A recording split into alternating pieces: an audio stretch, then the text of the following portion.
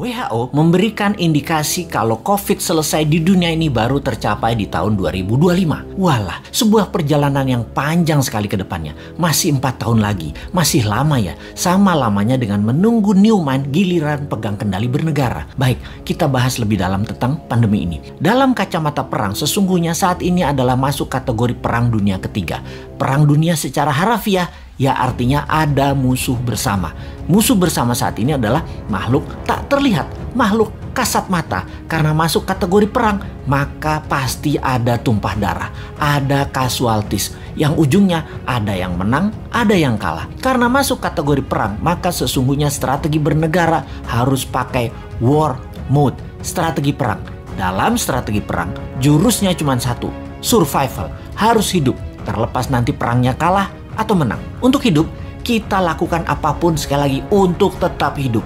Apalagi sebuah bangsa yang harus tetap hidup. Apalagi sebuah negara yang harus tetap hidup. Dan dalam mempertahankan kehidupan bangsa dan bernegara, yang unggul bukan hanya hidup, tetapi juga memenangkan peperangan. Untuk menang perang, kita harus bertempur hebat, punya mental baja, kompak, dan punya strategi jitu.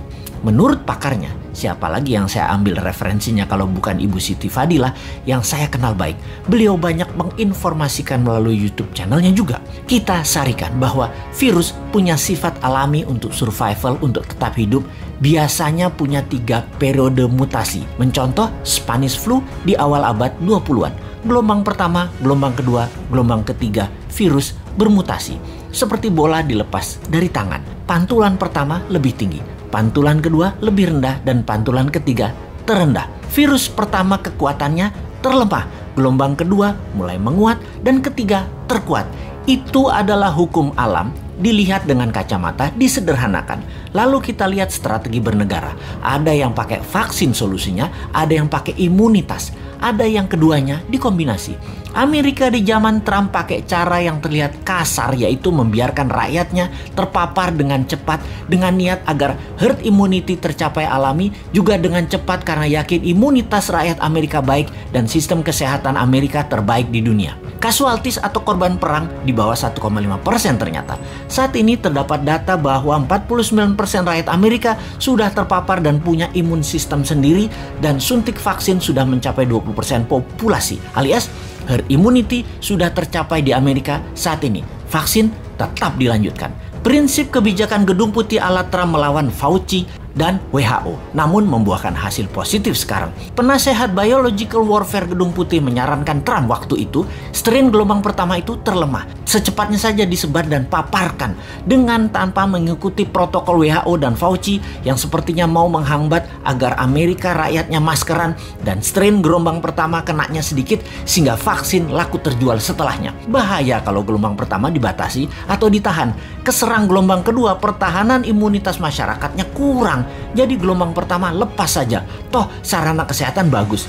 Itulah analisa dan strategi Gedung Putih di masa Trump yang terbukti tidak ada gelombang kedua di Amerika yang telak. Pada saat ini karena herd immunity tercapai, Amerika menang perang melawan COVID. Tiongkok pakai cara kedua, terbanyak pakai vaksin lokal produk mereka sendiri, di mana herd imunitas alami tercapai 20%, yang saat ini 40%-nya ini pakai vaksin, di mana 3 bulan lagi herd immunity di Tiongkok tercapai dengan vaksin lebih dari 60% populasi dan 20% natural imunitas. Tiongkok menang juga perang melawan COVID. Gelombang kedua ketika terlambat vaksin dipakai maka akan berat karena mutasi virus sudah lebih kuat. Dan yang tanpa vaksin terpapar gelombang kedua menjadi berat lagi pengaruhnya atas kesehatan adalah benar.